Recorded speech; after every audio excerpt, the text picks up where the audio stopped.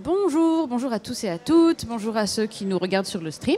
Cet après-midi, on a 4 invités pour une table ronde sur le thème Salon, Convention, Communauté, ce que les espaces amateurs m'ont apporté.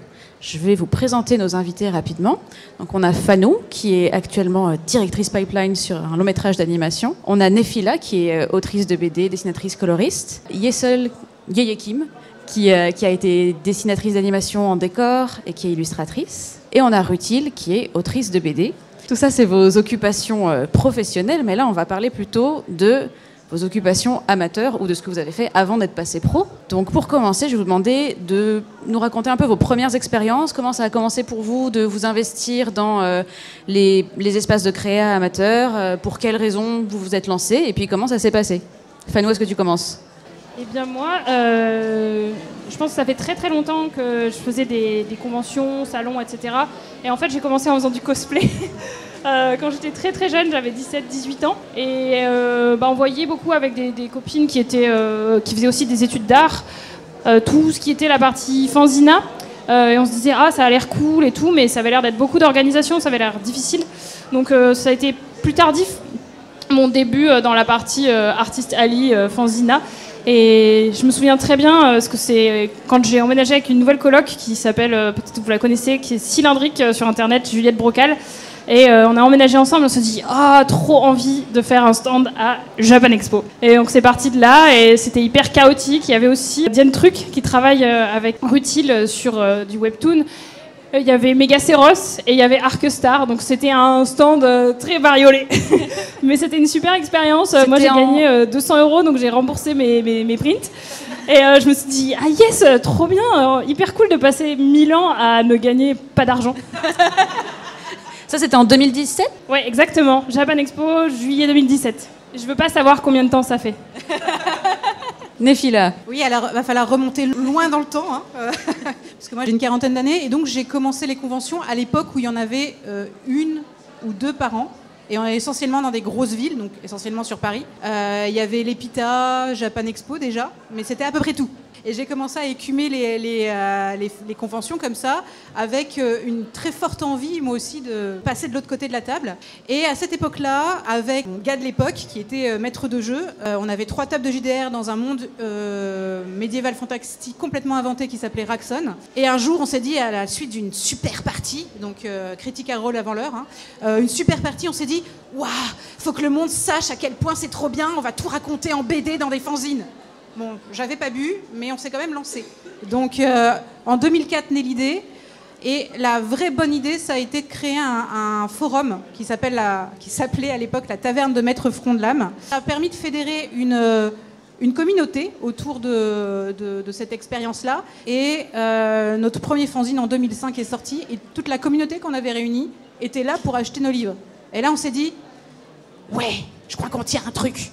Je crois que j'ai le premier numéro de Raxon dans ma bibliothèque encore. C'est vrai, ouais. Et c'est une archive, garde-le, plus personne. Non mais sérieux, même moi je l'ai pas, donc... Vas-y, Yeyekim, toi, comment ça s'est passé ? Alors, du coup, pour moi, la toute première année où je me suis dit que tiens, je vais tenter de participer à des conventions, c'était fin 2019-2020, donc quand le Covid est arrivé. Et donc, ma participation, j'étais prise pour Polymanga et Japan Expo sur Paris, mais tout a été annulé. Du coup, pendant 2 ans, j'ai un peu oublié. Et cette année, je me suis dit, tiens, tous ces trucs que j'avais imprimé, c'est là, bon, on va y aller. Et c'est pour ça que cette année, j'ai fait un premier marché en mars-avril à la Cité Fertile pour nos âmes d'enfants, organisé par la Fenêtre Ouverte. Et j'ai eu la chance d'être prise pour Paris City Pop. Et donc me voici pour ma première convention et deuxième marché d'illustration. C'est les débuts. Maëva, Rutil, dis-nous tout. J'ai commencé en 2005, du temps où la Japan Expo c'était au CNIT, où il y avait la queue qui faisait le tour de l'Arche de la Défense. Mais j'y ai repensé aujourd'hui parce qu'apparemment la queue là fait le tour de la mairie du 13e, donc j'ai eu un petit instant de nostalgie. À l'époque, les geeks c'était pas un truc cool et on avait lancé un truc qui s'appelle Geek Mag. Ne me jugez pas s'il vous plaît. Et ce qui était marrant, c'était que c'était un fanzine collectif où on réunissait plein d'auteurs autour de nous et à chaque fois il y avait un thème spécifique, du style, on avait fait un spécial Star qui était tout ce qu'il y avait Star dedans, donc Star Wars, Star Trek, mais aussi Joey Star, Starmania, enfin voilà. Même à l'époque, on vendait les fanzines vraiment, vraiment pas cher, et on se faisait pas vraiment de marge dessus, ce qui est, enfin, je rejoins ce que tu dis, Fanou, c'était le bonheur de découvrir, de mettre plein de taf dans un truc et de pas du tout avoir la thune derrière. On était ric-rac à chaque convention qu'on faisait. Néanmoins, on essayait de faire de chaque convention aussi un peu une fête. En fait, on faisait des événements spéciaux sur les stands en lien avec le thème qu'on faisait. On a organisé, par exemple, on avait sorti un magazine qui s'appelait Politaku. C'était Otaku et politique. Donc il y avait genre les Bolshemon, Pikachu Guevara, etc. Et en fait, on avait organisé l'élection du manga présidentiel où les gens votaient pour. Il y avait différents personnages de manga qui incarnaient des lignes politiques, genre Light de Death Note, c'était les staliniens, etc. Bref. L'essence même du fanzina pour moi, c'est le fait de se marrer. Vous avez un zine à présenter, mais principalement, c'est un peu l'idée de réunir plein de gens. Et pareil, ouais, le fait de passer de l'autre côté de la barrière, le fait de se dire, mais en fait, moi, je peux faire ça. L'idée, c'est le fun. C'est dommage parce qu'on était sur le fun, mais je vais passer à une question un peu moins marrante. Quelles difficultés vous avez rencontrées, soit en vous lançant, soit au fur et à mesure, se rendre compte de les choses sont peut-être pas toujours la fête, c'est pas toujours comme on pensait. Donc, est-ce qu'il y a des moments un peu plus compliqués? Vas-y, Nefila. Alors, il faut savoir qu'à cette époque-là, comme disait Rutil, il y avait énormément de fanzines avec l'idée de fan, en fait, de détournement de séries, de détournement de personnages, de fanfic, etc. Nous, notre ligne éditoriale, elle était un peu novatrice, entre guillemets, dans le sens où on voulait communiquer autour d'un univers que personne connaissait. Et en plus, on voulait faire 3 BD originales avec aucune notion de maquette, 0 budget. Aucune notion de comment on travaille en équipe, avec des gens qui ont des égos parfois un peu... voilà.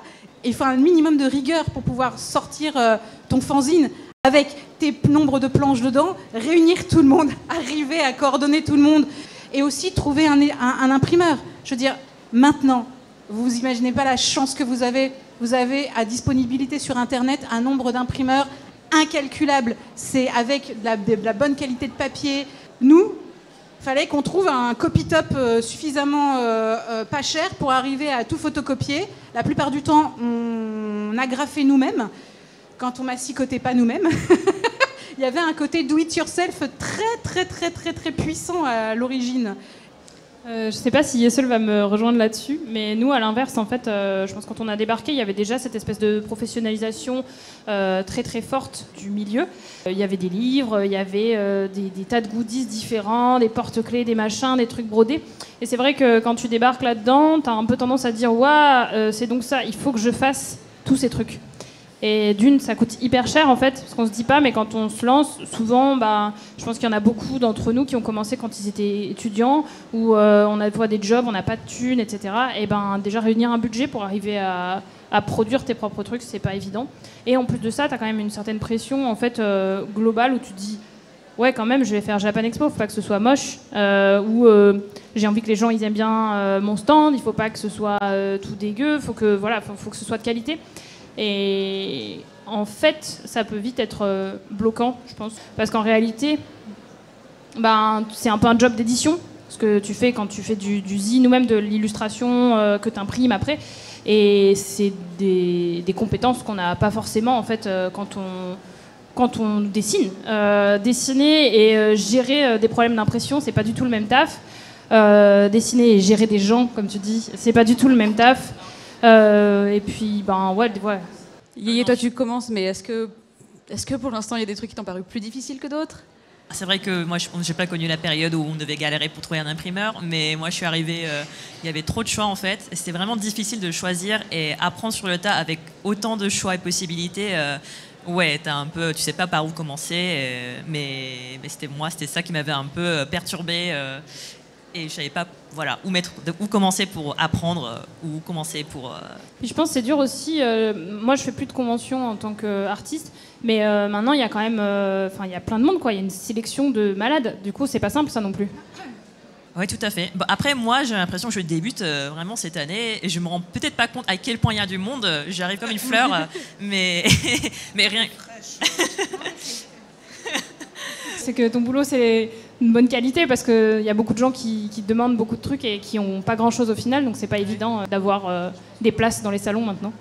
Oui, j'imagine parce que déjà Paris City Pop, on m'a dit que le nombre de candidatures qu'il y avait pour les places qui étaient disponibles m'avait un peu surprise. Je dirais, ah oui, c'était à ce point. Ouais, c'est de plus en plus. Toi aussi, tu as quelque chose à ajouter, Rutil? Je connais pas les prix des stands à Paris City Pop, mais il me semble que c'est gratuit. C'est gratos.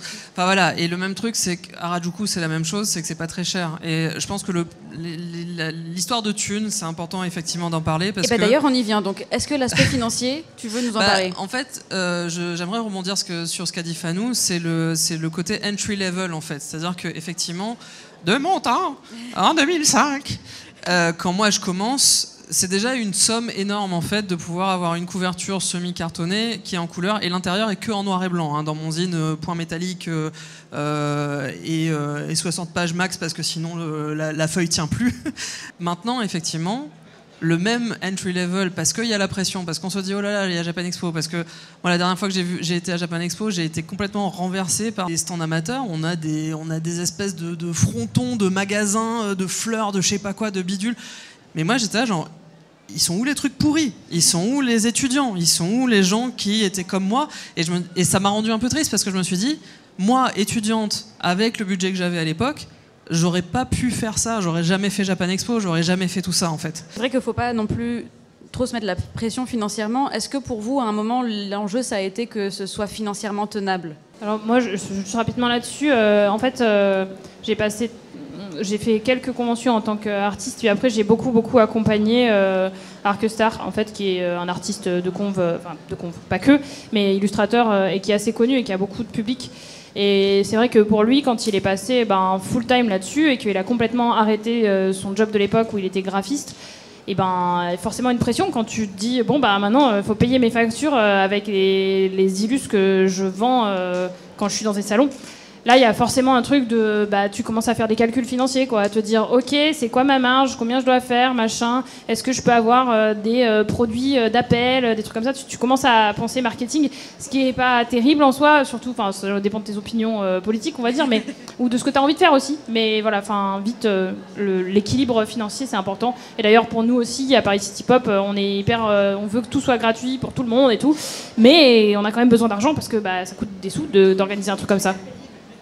Moi, je sais que on a eu un don au départ, au tout départ. Hein. On n'aurait jamais pu lancer notre premier fanzine avec Castel si son père nous avait pas filé 200 balles. Et en fait, sans ça, on se serait jamais vraiment lancé dans l'aventure. Et nous, en fait, très vite, puisqu'on voulait développer l'univers de Raxon avec une équipe, on a fondé une association Loi 1901. Donc le but à la base, on voulait vendre des bouquins pour pouvoir alimenter les bouquins qui viendraient après. Le fait qu'il y ait qu'on soit en association, moi j'ai connu le basculement quand, après avoir... on a fait la BD Le Pion Noir, où là j'étais seule aux commandes, c'était une BD en 3 tomes, et où je bossais à plein tube là-dessus. Ça me prenait du temps, et j'étais pas payée pour. Et là, j'ai opéré le basculement, en fait, où je me suis dit, j'en ai marre de travailler en asso, j'en ai marre de travailler pour filer mes sous pour rien, en fait. Donc, petit à petit, on a opéré le basculement en micro-entreprise. On a subi, en fait, l'évolution actuellement du paysage du fanzina qui veut que ça rapporte quand même un peu d'argent. Ça met du beurre dans les épinards. Il y avait un côté professionnalisant aussi pour toi, quoi. Tout à fait, ouais. C'est le moment où tu t'es dit, il faut que ça devienne rentable. J'ai besoin de manger. Donc, c'est de l'énergie, quoi, qui est donnée. Et on ne peut pas le donner dans le vide. À un moment donné, il y a une conversion à faire. Enfin, il y a un calcul à faire. Est-ce que tu avais quelque chose à ajouter, Rutil, sur ça? Ou Yokim? Ouais. Je voulais juste ajouter que, en effet, je pense qu'on peut commencer par diverses tailles d'investissement, parce que clairement, on ne peut pas juste vivre notre passion. Hein. Et moi, je crois que j'ai pu commencer à envoyer des candidatures pour les conventions parce que je savais que ma vie ne dépendait pas de ça, je pouvais gagner des sous à côté, et c'est aussi pour ça que même psychologiquement, tu te sens un peu plus sereine aussi. Et je pense aussi, du coup, tout ce qu'on va gagner, tout ce que je vais gagner sur les conventions, mais pour mon premier marché, je réinvestis aussi. Donc, clairement, niveau rentabilité, on n'est pas encore là. Mais après, je pense que pour la plupart des gens qui se mettent dans les conventions ou les fanzinas, c'est pas le but initial, quoi. Le but, c'est le fun. J'ai juste un tout petit truc à rajouter aussi, c'est que même si on peut se faire vraiment de la moulaga en fanzine, il y a quand même des coûts cachés et des choses dont on ne tient pas compte, notamment effectivement le travail initial qui est mis dans le zine, que ça soit justement le taf de faire le zine, enfin de remplir les pages, faire de la BD, faire des textes, peu importe, le travail d'édition, etc., etc. Des fois, on rembourse le stand, on rembourse les impressions, on se fait une marge. Mais à mon sens, si on devait rapporter ça à un métier professionnel, en vrai, ça vaudrait pas la peine. Enfin, juste pour vous dire. Donc, des fois, je vois des gens débouler en fanzina en mode ouais, les clients, la rentabilité, machin. Et moi, je suis là, genre, gars, non, tu te fais que dalle en fait. Du calme. Faut quand même aussi être un peu réaliste sur le taf qu'on met dedans et est-ce que ce taf est payé ou pas. Voilà. Maintenant qu'on a beaucoup parlé d'argent, et aussi ça rejoint un peu ce que tu disais sur les métiers cachés. Petit aparté community management. Est-ce que vous aimez ça? Est-ce que vous animez une communauté? Est-ce que vous évitez de le faire? Et quel est le lien avec à quel point les gens viennent vous voir sur votre stand par rapport à ce que vous avez posté sur les réseaux sociaux?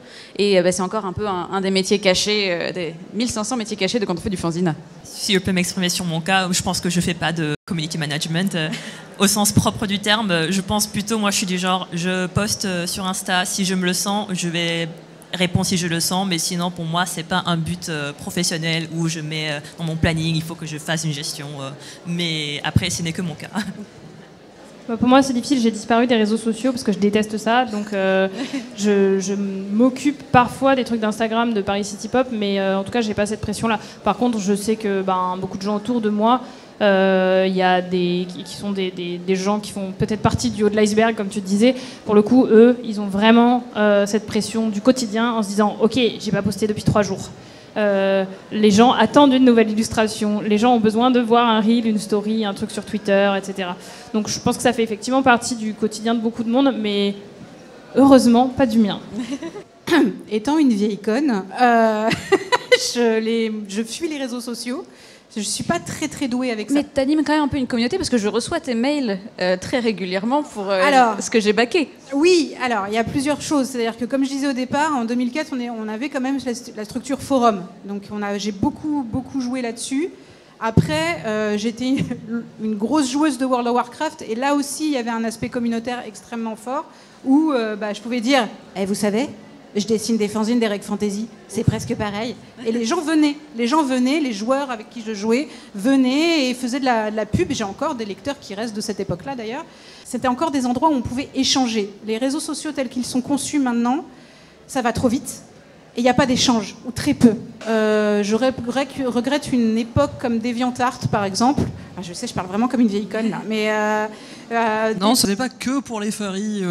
Non, Inflation King, DeviantArt. À une époque, c'était un vrai site.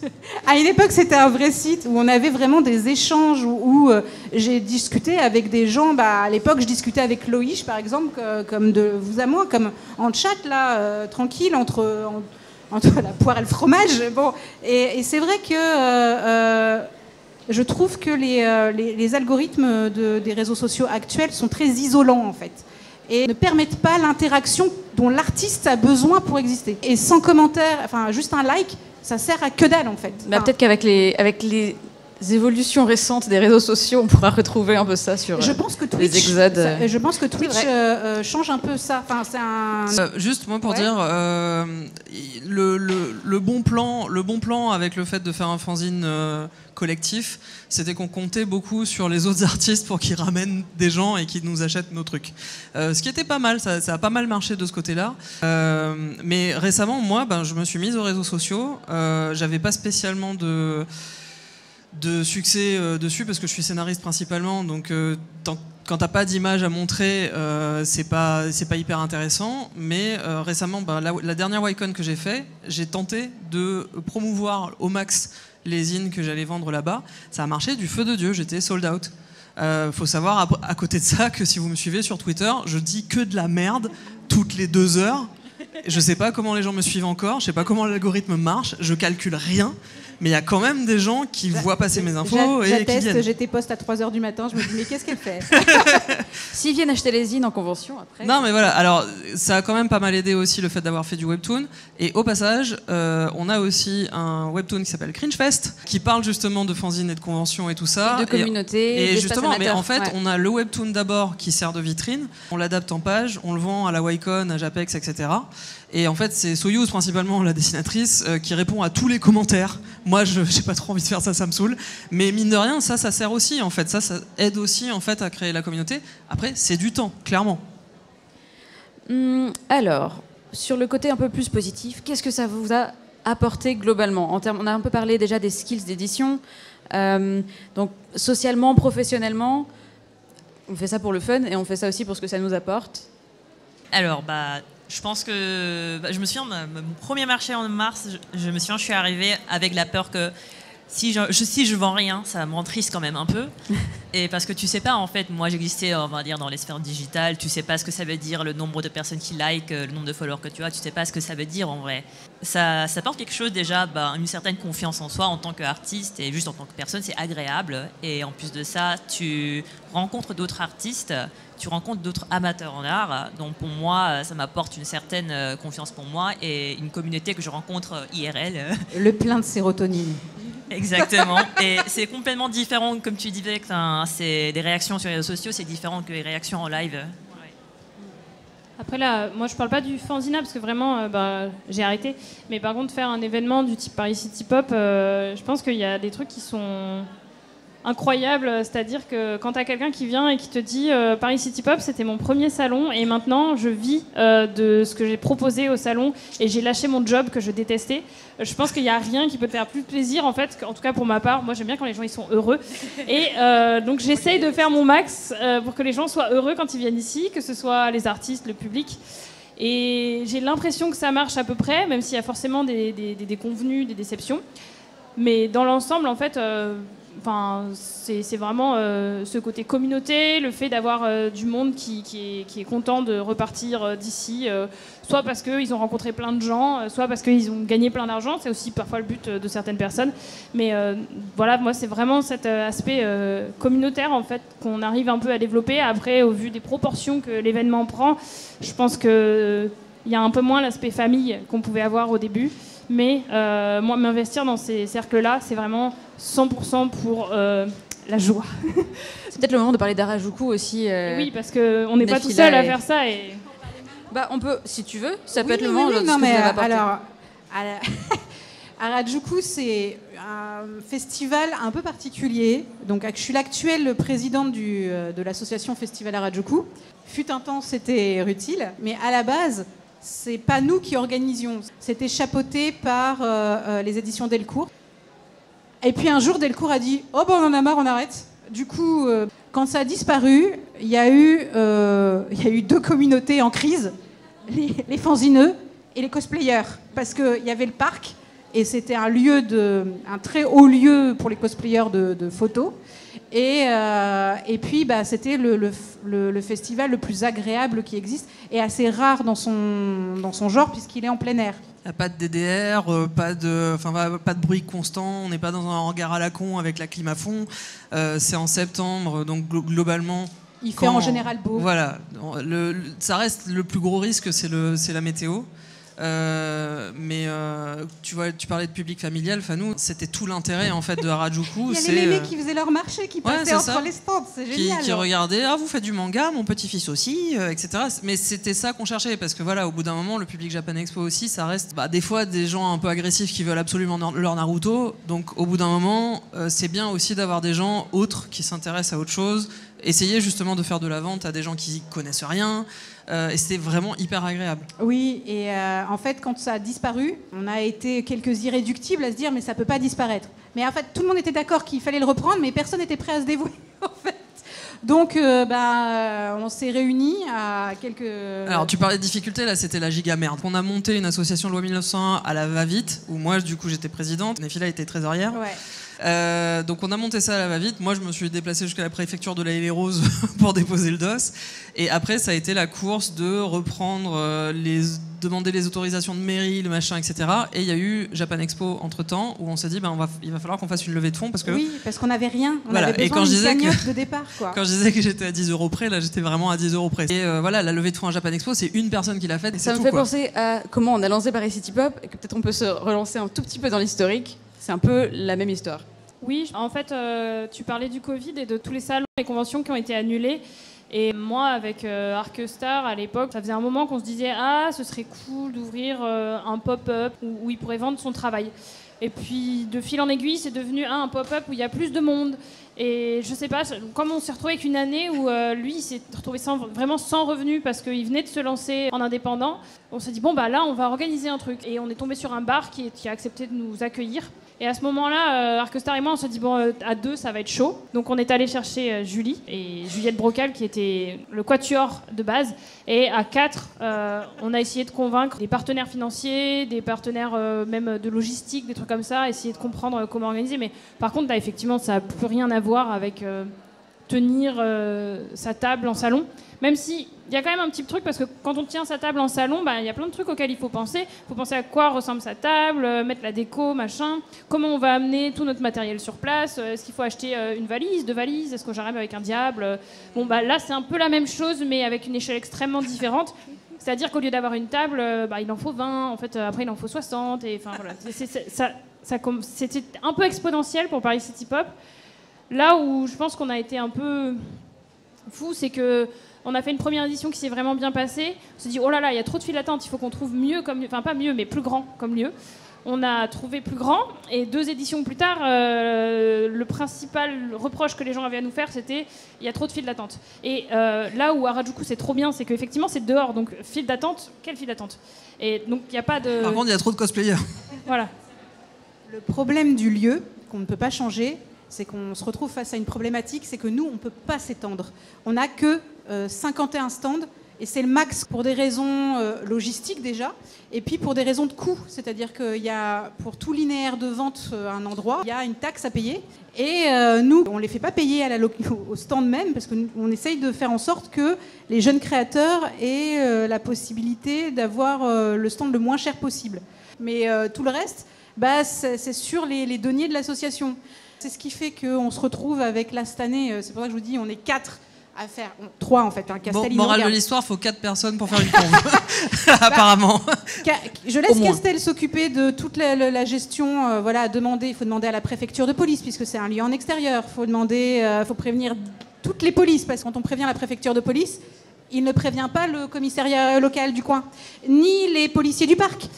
Donc il faut les prévenir tous les trucs de logistique et de gestion sociale. Il faut prévenir la mairie de déposer son dossier pour qu'on soit accepté, avoir l'accord qui arrive parfois la veille du salon. Hein. Et évidemment avec l'augmentation des prestataires de services, et surtout que tout le monde se dit c'est pas cher, donc le stand actuellement c'est 60 €. Le problème, c'est qu'en fait on se retrouve avec 300 candidatures pour 51 places. Oui, on a les mêmes soucis. J'avais une super transition et je l'ai perdue. C'est pas grave, Julie, peut-être quand même. C'est que du coup, oui, alors, avoir un stand dans un truc, quels sont vos tips pour les inscriptions, tenir son stand, et avec un peu de chance, comme ça, on va peut-être pré-shot un peu quelques questions. J'ai pas de tips à donner, mais moi j'ai galéré. Qu'est-ce qui a bien marché pour toi jusqu'à maintenant? Qu'est-ce que tu aurais d'améliorer, par exemple? Qu'est-ce que tu as changé entre ton premier marché et ici, où tu t'es dit, oh là, ça, j'ai déconné, il faut que je fasse autre chose? Ah oui, du coup, déjà, vu que, en fait, on ne trouve pas aussi facilement les informations réunies de tous les marchés, de tous les festivals, du coup, j'ai commencé un fichier Excel. Si je voyais une annonce que je voyais, je dis, ça m'intéresse, et on va dire que je pourrais participer, je pourrais trouver mon audience, je mettais dans mon fichier Excel les dates à laquelle il fallait que je lance du coup, les demandes de candidature, c'est tout frais. Il existe, pour ceux qui veulent débuter, un site qui s'appelle l'Agenda Geek, qui recense à peu près toutes les conventions, festivals, de à peu près tout et n'importe quoi. Et donc ça donne quand même une liste assez non exhaustive de oui, ça fait une bonne base pour commencer un fichier Excel comme celui de Yayekin. J'avoue, c'est bien de savoir. C'est vrai que j'ai découvert par la suite. Mais bon, oui voilà, justement, j'ai envoyé ma candidature aussi pour Harajuku, mais trop tard. Donc pour le moment, J'espère bien. Mais pour le moment, je crois que c'est une phase d'apprentissage et c'est pas plus mal et c'est ok. T'avais aussi, t'as envoyé 2 fois ton portfolio à Paris City Pop et il y avait une différence entre les deux. Je sais pas si tu te rappelles ce que t'avais mis dans le premier et ce que t'avais mis dans le deuxième. Est-ce que tu peux en parler un petit peu? Oui, tout à fait. Si je me souviens bien, ma première candidature, c'était je mettais en avant plutôt mes travaux de BD. Et c'était des BD, on va dire, qui était, bon, je sais pas si je pense pas que c'est du fanzine, c'était une BD que j'ai fait, c'était un projet Covid, je me suis dit, tiens, je vais faire une petite BD, juste pour me laisser passer la pression de, oh, une BD, ça va être trop bien, et j'ai juste vraiment limite gribouillé. Comme quoi, ça apprend aussi par rapport à la présentation des dossiers, par rapport à quel élément je peux mettre en avant pour que ce soit pas trop chaotique niveau dossier, en effet, ça m'a appris des choses aussi. Je préfère parler alors que pour Paris City Pop parce que je pense que tous les salons ils ont des processus de sélection différents. Il y a des gens qui tournent, qui font au hasard. Il y en a d'autres, c'est premier arrivé, premier servi, etc. etc. Donc c'est vaste. Nous de notre côté, on a décidé de se réunir en jury, on va dire, avec tout le staff principal, en fait, les gens qui suivent Paris City Pop tout au long de l'année. Et alors on essaye au maximum de donner des conseils sur les réseaux pour faire les dossiers. On aime bien quand c'est relativement bien présenté, assez clair dans ce que vous voulez faire. Le fait d'être quelqu'un de très connu sur les réseaux sociaux, ça ne change rien à votre candidature. Et je pense que c'est pareil pour Harajuku. Ça n'a pas d'influence en fait. La preuve étant que cette année, on a refusé des gens qui avaient 1 demi-million de followers parce qu'on trouvait que c'était pas forcément adapté à ce qu'on présentait ici. Et autre chose, d'ailleurs, quand on vous dit non à un salon, je sais que c'est dur, mais faut pas le prendre pour soi en se disant c'est pas bien ce que je fais. C'est juste que déjà on a tous des critères personnels de ce qu'on aime ou ce qu'on n'aime pas.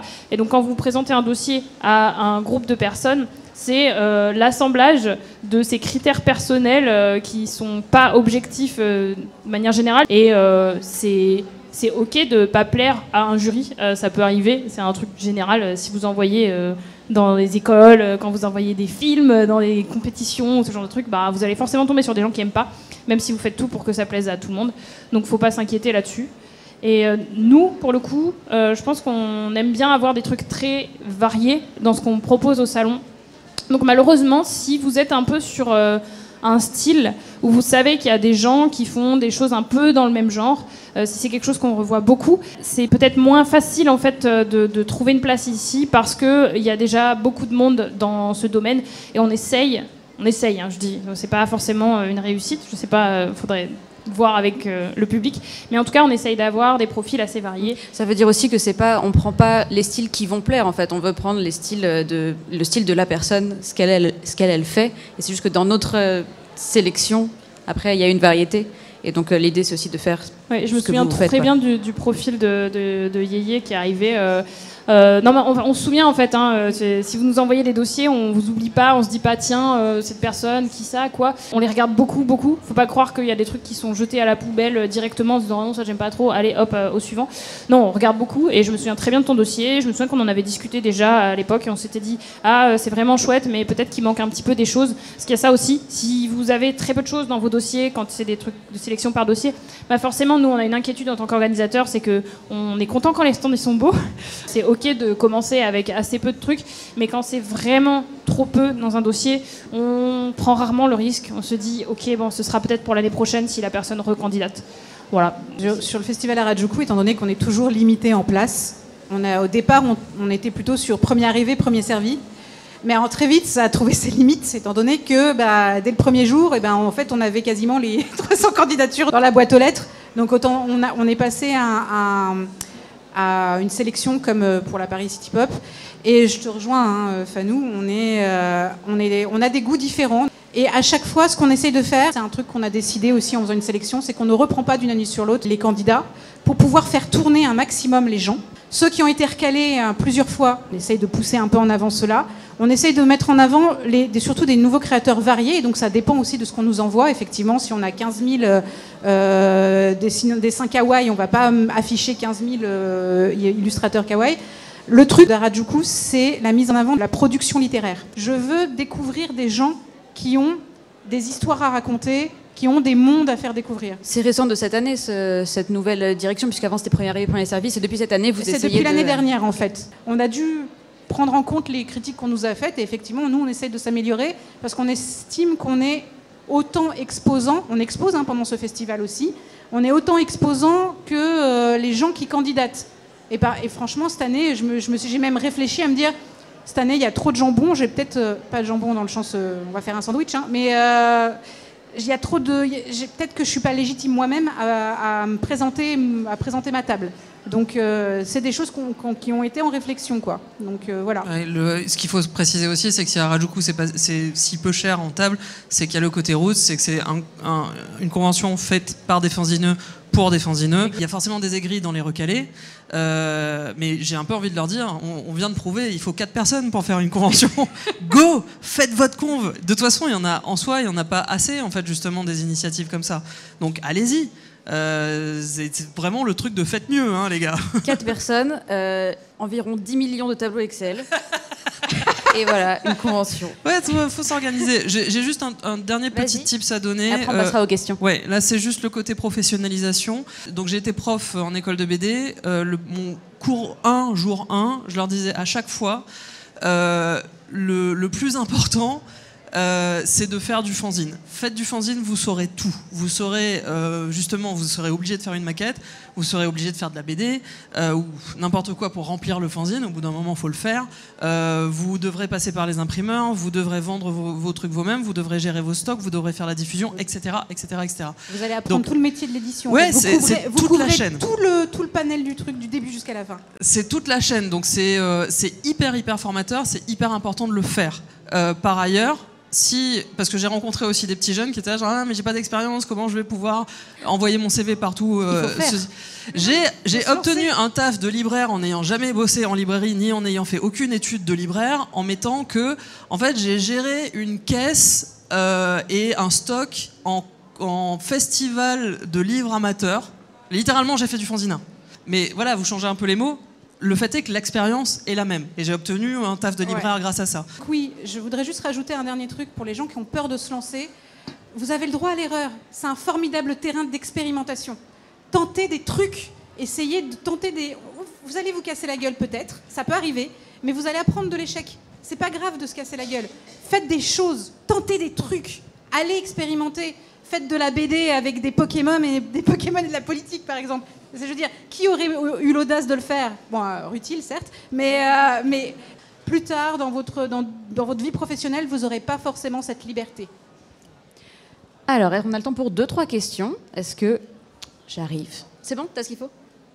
Déjà, merci pour toutes ces super infos, parce que justement, je fais partie de ces gens qui rêvent d'avoir une table un jour, mais qui ne savent pas par où commencer. Est-ce que je me fais d'abord un stock? Est-ce que je réserve d'abord ma table, etc. Donc, mes questions, c'était, est-ce que, justement, en tant qu'artiste, quand on expose au début, est-ce que c'est compliqué de gérer le fait que les gens, des fois, ne s'arrêtent pas à nos stands? Parce que je le vois beaucoup, il y a des artistes où on passe devant, il n'y a pas grand monde. Comment ça se gère? Est-ce que vous réussissez à gérer ce genre de... justement l'absence en fait de les gens qui s'intéressent pas à votre travail, alors vous y mettez tout votre cœur et toute votre âme. Justement, j'ai connu cette situation où j'avais peur que personne s'arrêtait, personne ne prenait, j'allais rentrer avec tout mon stock que j'aurais imprimé et que l'investissement tombait à l'eau. Après, j'ai eu la chance que quand même il y a des personnes qui finalement par la suite ont fait des achats, ça allait. Mais pendant ce moment où il y a personne, c'est quelques heures, personne s'arrête, je pense que tu passes par plusieurs étapes psychologiques en mode l'acceptation. Mais voilà. Et je pense que c'est des étapes qui sont en fait essentielles et finalement qui t'apportent beaucoup aussi, parce que c'est pas parce qu'il y a personne qui achète que c'est mauvais. C'est peut-être que c'est pas ton public. Et après, c'est clair que tu vas sentir des rollercoasters émotionnels. C'est normal. C'est normal parce que tu es là en tant qu'artiste avec des produits que tu as mis du cœur à créer, à produire. Donc c'est normal que tu te sens triste, c'est normal que tu te sens déçu, en tout cas si personne n'achète. Mais je pense que le plus important, c'est que vous aviez pris le courage à deux mains et de tester quand même et de voir où vous êtes. Et après, par la suite, essayer de se poser des questions, pourquoi pas. Ok, pourquoi ça n'a pas vendu? Ce produit, quelques personnes se sont arrêtées, ont regardé au moins, une personne l'a acheté, c'est déjà ça. Et avoir un moment de réflexion avec soi-même et qu'est-ce qu'on peut réessayer à nouveau. T'as pas vraiment vécu, tant que t'as pas vécu, la personne qui passe devant ton stand, lit ton fanzine de bout en bout, repose doucement comme ça, avec un air gêné et fait « Bon bonne continuation quand même, hein ?» Donc ça s'il faut l'encaisser. Je pense qu'après, effectivement, tu peux tout faire. Mais un truc, par contre, qui est hyper important, déjà, ramenez vos potes. Ça aide. Dites à vos potes de venir acheter vos trucs. Forcez-les, c'est pas grave. Faites du chantage émotionnel. Parce que ça aide, ça donne un petit boost de départ, mais c'est comme tout, vous faites une production de théâtre amateur, ramenez votre famille, quoi, c'est pas grave, vous avez besoin de gens pour vous hyper un petit peu, de un. De deux, le truc le plus important, c'est sacrifier un zine, mettez feuilleté, parce que des fois les gens y pensent pas, ils ont un peu peur de toucher les trucs aussi, donc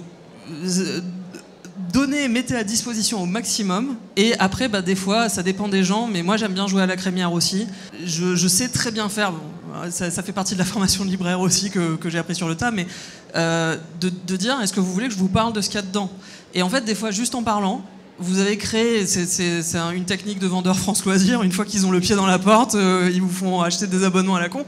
Mais le fait est que, une fois que vous avez établi une connexion avec une personne, c'est assez difficile pour la personne de vous envoyer chier, en général. Je vous donne des techniques de manipulation mentale, comme ça, facile. Non, mais enfin, ça veut pas dire que ça n'arrivera pas, mais souvent, voilà, vous tomberez sur quelqu'un qui dira ah mais ça c'est hyper intéressant, j'aurais pas cru, j'aurais pas pensé, machin. Essayez d'établir des connexions parce que c'est pas que fourguer votre merde aux gens, c'est aussi, en fait, littéralement échanger. Vous êtes là pour ça, d'être dans la vraie vie, d'avoir quelqu'un en face et d'essayer d'établir une connexion. Et le penchant de ça aussi, moi en tenant des stands, quand je suis visiteuse, j'ose pas, je me dis ah j'ai regardé et je vais pas trop m'approcher parce que si je prends rien après, oh là là mon Dieu mais c'est horrible pour eux. Et en fait après avoir été derrière un stand, les gens ils arrivent, ils regardent, des fois ils disent merci, des fois non, et puis ils s'en vont et je me dis franchement ça va, je me sens pas horriblement mal. Oui, soyez chill aussi globalement, même avec la personne qui me dit bonne continuation quand même hein. Moi, pour ma part, j'ai été entre Juliette Brocal et Arcestar pendant 4 années. Ça c'est un peu dur. Qui ont à peu près la moitié de la Terre comme abonnés sur Insta et Twitter. Donc ça a pu être un peu rude, honnêtement. J'avoue que quand il y a quelqu'un qui vient et qui dit je prends tout en parlant du stand de Juliette et qu'elle ne m'adresse pas la parole, je suis un peu en mode ah ouais quand même c'est dur, je suis juste à côté, dis bonjour au moins quoi. Donc ça peut être dur en termes d'ego. Moi du coup en fait je me suis aperçue que ce que j'aimais bien dans l'expérience c'était pas forcément dessiner. D'ailleurs c'est un truc professionnellement, je me suis aperçue que j'ai fait 8 ans d'études et en fait j'aime pas dessiner. Donc j'ai arrêté de dessiner et par contre c'était trop cool de tenir une caisse, gérer l'orga avant, etc., dire on va prendre tel fournisseur, tout ça, etc. Et c'est ça qui m'a mené vers l'organisation. Donc si ça se trouve, vous aussi vous allez vous dire ah en fait j'aime bien ces aspects organisationnels, du coup je vais avoir envie d'être bénévole pour tel ou tel truc, de lancer mes propres projets, de faire un zine collectif où je suis même pas forcément en train de dessiner dedans. Donc je pense que ça peut aussi t'apporter des informations sur ce que toi t'aimes faire et pourquoi tu cherches à faire ce genre de truc. Et je crois que moi je voulais juste cette expérience collective. Et maintenant, je suis très heureuse de l'avoir sans stresser de « Ah, est-ce que artistiquement, les gens vont aimer ce que j'aime faire ?» Maintenant, je ne dessine plus, mais c'est pas grave, je fais des trucs cool. Je pense qu'il faut désacraliser un petit peu le fait de se vendre, en fait. C'est-à-dire que moi, la toute première convention, j'avais peur de dessiner en public. Après coup, on s'est vraiment mis à conter des histoires, à essayer de vivre notre truc. Et on s'est rendu compte que plus on essayait de vivre intensément ce qu'on vendait, plus ça attirait les gens, en fait, et plus ils avaient envie d'acheter. Alors, ça ne marche pas toujours, hein. C'est pas une recette, c'est pas une formule magique. Tu auras des désillusions. Moi, des fois, j'ai tout donné sur un gars et qui a fait « Merci, c'était super, on voit que vous êtes motivé, que vous avez la passion. Au revoir !» Cool. Mais voilà. Mais peut-être que le gars va revenir aussi. Enfin, on sait jamais, en fait. On sait jamais. Ce qui est important, c'est créer la connexion, effectivement, comme disait Rutil, c'est hyper important. Et surtout... c'est un peu comme du stand-up aussi. Tu testes tes pitchs sur les gens, tu vois ce qui marche, tu vois ce qui marche pas, et tu vois ce qui accroche immédiatement. Oui, et au-delà de ça, l'idée c'est aussi moi par exemple j'aime pas trop pitcher, donc du coup j'ai juste fait la paix avec le fait que des fois il y a des gens, ils passent, ils regardent, je leur fais un eye contact et si je vois que ça les intéresse pas plus que ça, je les laisse partir et puis c'est pas grave, et je ferai pas des milliers d'euros sur un stand, le but c'est d'avoir le fun et quand il y a quelqu'un qui passe et où on a une chouette conversation, et c'est ça le plus important quoi. Et je pense que ce que tu disais était hyper important sur le fait que c'est un apprentissage en fait. Si il y a personne qui vient à ton stand, c'est que peut-être il y a quelque chose qui ne fonctionne pas dans la manière dont tu l'as agencé. Ouais, plusieurs fois, entre 2 jours de convention, on était là avec Castel, genre, je vais tout changer. Hop, je remettais je changeais de place les bouquins, je changeais de place les machins, en disant, peut-être que ça marchera mieux, ça sera plus eye-catchy, tu vois. Mais c'est encore des trucs que tu fais en expérimentant et en désacralisant le fait de, toi, en tant qu'artiste, et ce que tu vaux face à la vente. C'est pas ça, en fait, l'enjeu, pas du tout. Est-ce qu'on a une dernière question ? Donc un peu plus technique quand on présente un dossier pour participer à une convention, est-ce qu'il y a besoin d'avoir un statut particulier, etc. Ça dépend beaucoup. Là, légalement, ce que j'ai envie de dire en stream de manière officielle, c'est qu'effectivement, normalement, quand tu vends des produits, tu dois avoir un statut juridique qui te permet de le faire. Depuis récemment, il y a quelque chose qui a changé. Bon, ça va peut-être pas être forcément pour toi parce que c'est pour les artistes-auteurs. Avant, c'était impossible de vendre ses propres produits dérivés de ses dessins. Maintenant, c'est le cas. Donc, en tant qu'artiste-auteur, quand vous êtes déjà dans la BD, dans l'illustration, etc., c'est une possibilité. Enfin, vous pouvez. Et il y a un truc, il y a un truc dont on a parlé qui est quand même vachement intéressant, c'est l'association Loi 1901. Donc, ça peut se faire facilement. Il suffit de réunir au moins 3 personnes. Donc, c'est président, vice-président et trésorier. C'est président et trésorier au moins. Ouais. Voilà. Bon, nous, ce qu'on avait, donc, c'était 4 personnes. C'était président, vice-président, trésorier et puis random. Et en fait, suppléant. Et en fait, une fois que tu as déclaré ton association Loi 1901, le seul truc, c'est que les bénéfices sont censés repartir dans la sauce. Donc tout doit, si tu fais des bénéfices, c'est pour effectivement faire d'autres bouquins et refaire des conventions, etc. Et normalement, c'est pas censé partir dans ta poche. Il y a effectivement donc le statut artiste-auteur qui est intéressant parce que maintenant l'URSSAF accepte les productions auto-éditées. Ensuite, il y a effectivement le statut auto-entrepreneur qui est toujours à l'URSSAF aussi. Par contre, faut faire gaffe, c'est 23% de taxes sur ce qu'on gagne. Oui, c'est lourd et c'est compliqué. Mais ça, voilà, c'est si vous voulez en faire une vraie entreprise, si vous faites des vrais bénéfices. Après, si ta question c'était techniquement, est-ce qu'il faut, pour s'inscrire à des conventions... Non, tu peux bosser au black et tout mettre dans ta poche. La plupart des conventions ne demandent pas pour l'inscription. Après, pour toi, en fait... Voire de notre même côté, à l'inverse, en fait. Ouais. Parce qu'à Japan Expo, il faut prouver que ce n'est pas votre activité principale. Donc on devient dans des trucs un peu ubuesques de je dois prouver légalement en fait que je ne suis pas, je ne dessine pas des illustrations pour en faire des goodies et que c'est pas mon métier.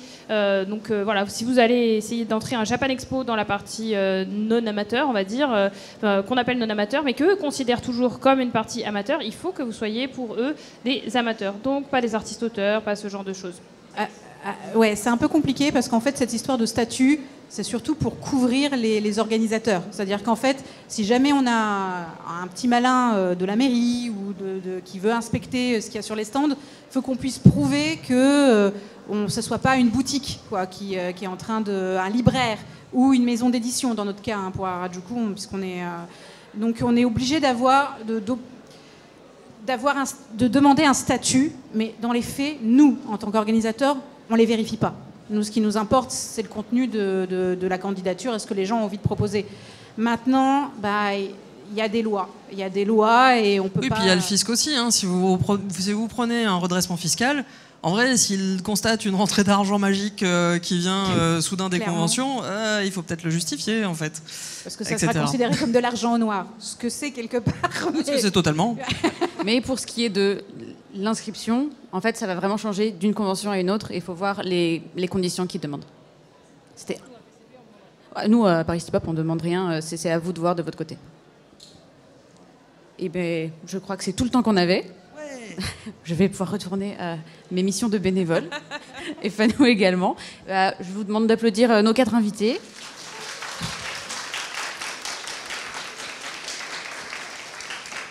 Et on va pouvoir s'arrêter là pour cette conférence.